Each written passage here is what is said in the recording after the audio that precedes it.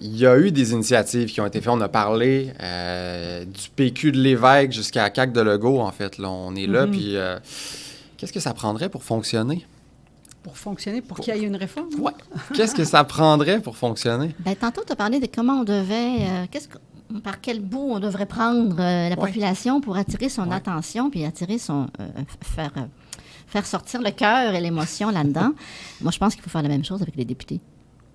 Les députés et les partis au pouvoir et les gouvernements sont ceux qui peuvent faire le changement. On ne s'en sort pas. Pour changer une loi, ça prend un projet de loi. Ça prend une loi. Pour avoir une réforme, il faut qu'il y ait un projet de loi. On doit passer par là. C'est une loi électorale, ça change comme une loi, hein, pas, ni plus ni moins que n'importe quelle autre loi, mais ça prend le gouvernement. On aurait beau faire toutes sortes de processus parallèles, il faut que ça finisse par atterrir à l'Assemblée nationale.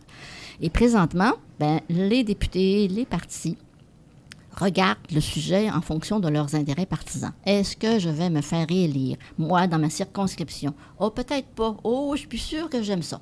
Donc, les intérêts personnels priment. Présentement, c'est ça. Pourtant, ces députés-là arrivent quand même, de temps en temps, à mettre de côté leurs intérêts personnels pour le bien commun, pour le développement régional. Mais il faut les appeler à ça. Les appeler à mettre de côté leurs intérêts personnels, à travailler pour la collectivité. Ça a l'air tellement évident, mais ça l'est pas. Dans le fond, ça serait peut-être, une partie de la réponse, ça serait d'aller député par député puis essayer de...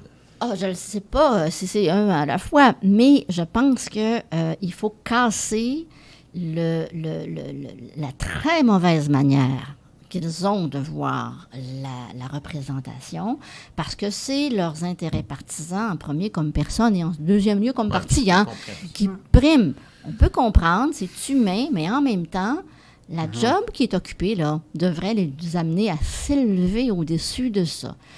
Et comment faire pour qu'ils les amènent à s'élever au-dessus de ça? Je n'ai pas la recette, mais tant qu'on n'arrive pas à ce changement de culture-là chez les personnes élues, ils vont regarder ce projet de loi-là avec des yeux de « est-ce que je compromets ma prochaine élection? » Puis c'est là où le député, un coup qui est élu, il représente toute la population de sa circonscription. Supposément. Puis supposément. Mais comme citoyen, souvent, on va hésiter à dire, je vais aller faire pression sur mon député parce que, écoute, c'est pas mon parti. Mais ça n'a pas sa raison d'être. Fait qu'il faut que les gens fassent valoir qu'ils veulent une réforme puis qu'ils veulent que ça change auprès de leurs députés, ça, c'est sûr. Mais une chose aussi, c'est... On sait que M. Legault, il écoute les sondages. On sait que M. Legault, il écoute justement ses députés. Puis quand eux, ils reviennent en leur disant « Écoute, moi, j'ai entendu ça, puis ça... » Il va l'écouter parce qu'il veut se faire réélire, lui aussi. Là. Fait que il va écouter tout ça. Fait qu'il faut pas hésiter à faire de la pression sur le gouvernement, à faire valoir les points, à mentionner à nos députés qu'est-ce qu'on veut puis qu'on la veut, la réforme. Là. Et qu'on veut mieux que le projet de loi 39. Le projet de loi 39 était une bonne base. C'est ça. Mieux que 2003, mieux que rien, bien sûr, mais tel quel, un des défauts qu'on n'a pas nommé tantôt, qui restreignait justement le pluralisme politique, c'est qu'un parti dans une région devait obtenir au moins 10% des votes pour se qualifier à la distribution des sièges. Ça équivaut à dire qu'il n'y a que 2 partis, des fois 3, qui auraient obtenu des sièges sous ce modèle-là. Donc, le pluralisme politique dont on parle et qu'on souhaite, parce que c'est dans la population. C'est ça. C'est là. là. Que ça soit reflété là. Je voudrais avoir votre opinion là-dessus sur le fait que, voir là, pour soit une pression populaire, là, générale, ou, en tout cas, il peut y avoir différentes alternatives, là, mais ce qu'on a vu, comme par exemple pour le projet de loi 39, il y avait entre autres le Parti conservateur qui avait dit on veut une réforme, mais avec certains bémols. Il y avait le Parti vert, mais on sait que là, il y a le Parti québécois, il y a le Québec solidaire qui le veut. Et en parallèle, toi, tu disais le projet de loi 39, c'est un pas de souris, mais on est-tu proche de la ligne d'arrivée? Tu sais, parce que ça, c'est la CAQ qui l'avait comme mis de l'avant. Là. On était-tu quand même assez proche, vous considérez qu'il y a encore un gros écart au niveau de la qualité du projet de loi? Là? Je pense qu'il peut y avoir des améliorations assez simples qui ferait en sorte que ce serait un projet de loi valable. OK, fait qu'on n'est pas loin Serait intéressant. on n'est pas si loin du but. Puis, un autre point, moi, je dirais, qui, en tout cas, moi, je trouve qui est positif, c'est l'intérêt des médias puis des journalistes. Parce que de la même façon que la population a réagi à la dernière élection puis que ça a été une prise de conscience, ça a fait ça aussi chez beaucoup de journalistes qui voyaient eux aussi la réforme comme quelque chose, mais qui revient, ça fera jamais, ça passera jamais parce que la politique puis le pouvoir. Mais là, tout d'un coup, non, tu sais, ça n'a pas de bon sens aussi. Fait que l'intérêt des médias est important là-dedans. Puis vous sentez qu'il est vraiment élevé, là? Il est beaucoup plus élevé depuis la dernière élection. Beaucoup. Oui, il y a quelque Il chose faut le rallumer, par exemple, parce que cet faut continuer intérêt-là, à le rallumer. il était fort en octobre, Tout de suite novembre. Là, c'est des Après braises, ça, tout le temps. Ben, il y a des Oui, braises, c'est mais ça. il y a des journalistes qui le ramènent assez Ouais. régulièrement là, dans différents médias. J'aimerais ça vous parler de quelque chose, parce que moi, de ce que je vois sur cette réforme-là, la problématique, c'est que si un parti propose un projet de loi, puis que ça prend trop de temps, on dirait que ça s'étiole avec les années, puis c'est là. C'est que, je regarde, mettons, l'évêque qui voulait le faire rapidement, puis là, il y a eu tergiversation sur comment on va le faire, quel mode on va faire. Après ça, est-ce qu'on fait un référendum ou non? Puis j'ai l'impression que s'il fallait que ça marche, il faudrait que ça soit tout de suite. Il faudrait que ça soit un parti qui arrive au pouvoir ou, par exemple, un minoritaire, un gouvernement minoritaire, puis que là, on s'assoit, là, puis là, les intérêts convergent, mais que ça niaise pas. C'est l'impression que ça me donne. Sinon, plus ça prend de temps. C'est ça, mais la bonne affaire, c'est qu'on le connaît, le modèle, on le sait. Là. Tu sais, comme on dit, on l'a déjà. Là. On n'a pas besoin de repartir à zéro puis de réinventer la roue. On le connaît. On repart pas là-dedans. Là. C'est ça, on l'a. Puis s'il y a vraiment une bonne quantité de partis, au MDN, on travaille beaucoup en coalition avec toutes sortes de groupes. Là. Les syndicats, les groupes de jeunes sont particulièrement intéressés présentement, puis tout ça. Donc, on travaille avec tous ces groupes-là. On travaille aussi avec tous les partis politiques.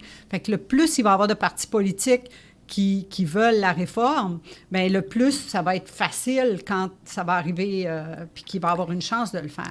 Mais là, oui. Excuse-moi, non, continue ta phrase. Bien, on a 2 volets au MDN sur lesquels on travaille beaucoup présentement. Un, c'est d'essayer qu'il y ait un autre projet de loi qui soit remis à l'Assemblée nationale. Puis ça serait possible à l'automne, donc c'est à suivre vraiment.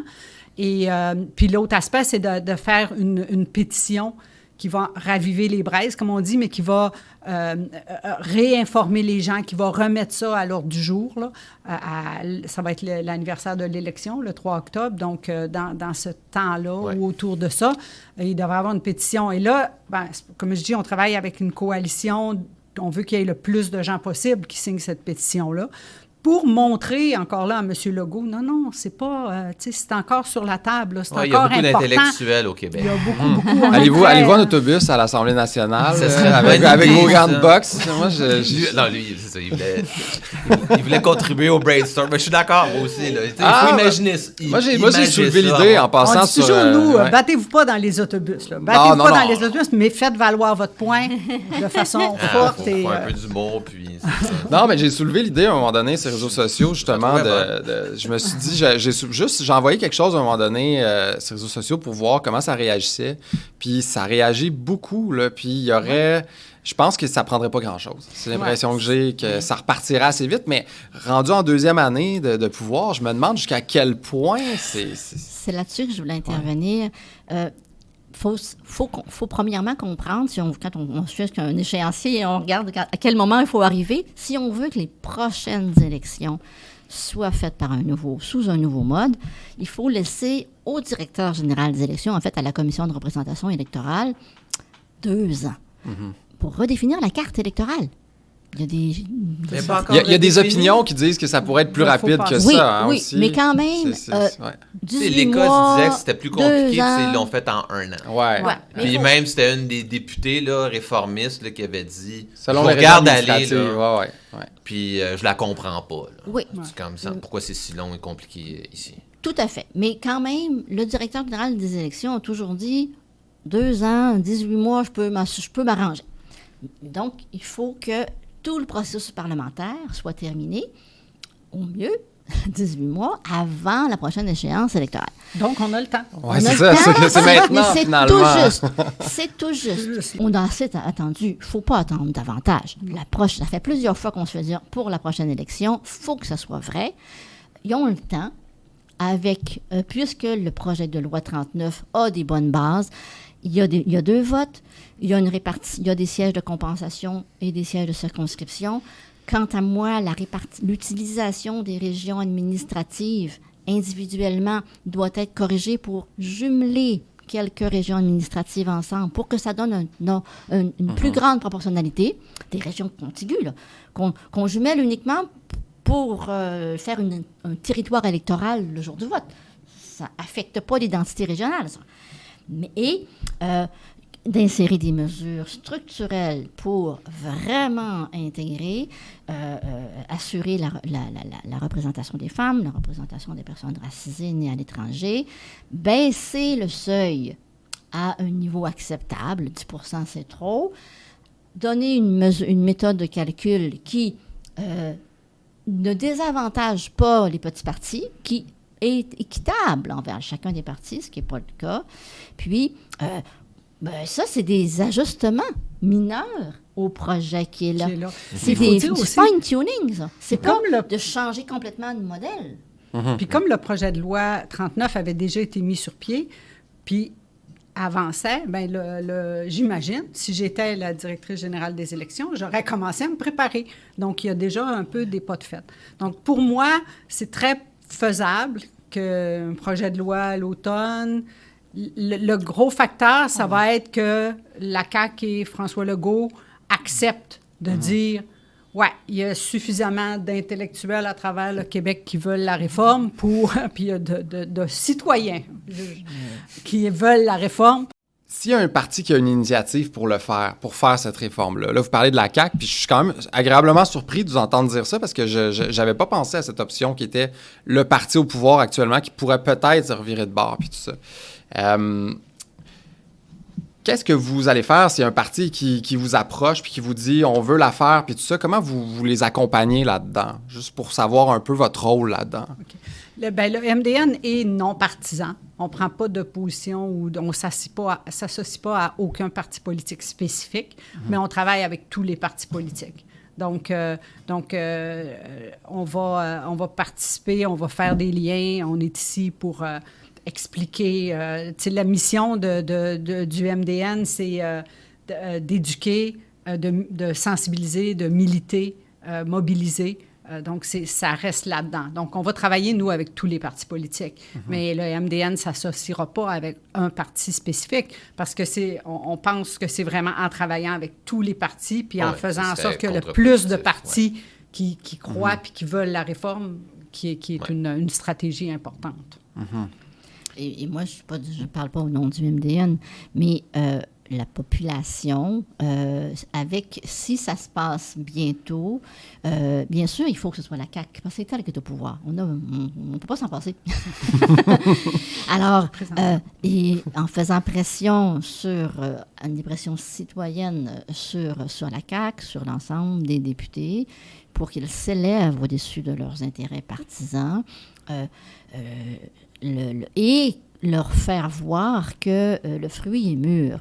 C'est plus nécessaire de faire des consultations, on n'en peut finir. Pas de référendum. Le référendum n'est pas nécessaire. Le référendum a été nécessaire dans certaines provinces parce que ça débutait un processus. Au Québec, on est en fin de processus. Il y a eu un avant-projet de loi, il y a eu un projet de loi. Un projet de loi, c'est la première province où il y a un projet de loi. C'est capital comme information, comme étape. L'évêque, c'était un livre blanc, un livre vert, des avant-projets de loi. Et là, cette étape-là, législative, elle est importante. Puis, ce qui est intéressant quand même à rappeler au gouvernement et à ses élus, c'est que dans le préambule d'un projet de loi, là, il y a toutes les raisons de changer le mode de scrutin. Il y a la reconnaissance du gouvernement que le statu quo est impossible. Alors, il l'a reconnu. On peut juste y montrer les premières pages de son projet de loi pour dire « Tu l'as reconnu que le statu quo est impensable. Comment ça se fait qu'on est dans le statu quo? » Donc, en redisant ça, bien sûr, tout gouvernement peut changer d'avis, il a changé d'avis. Mais il peut encore changer d'avis. Et en les amenant à revoir les avantages pour la société, c'est pas facile, c'est pas évident, ça se fait pas en 30 secondes. On doit montrer à ce gouvernement-là que toutes les étapes ont été remplies.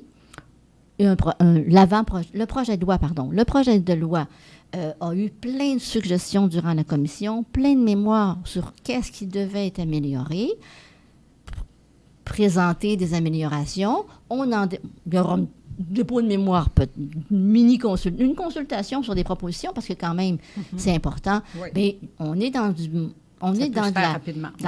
l'activité parlementaire. Là. Tout le travail, toutes les preuves.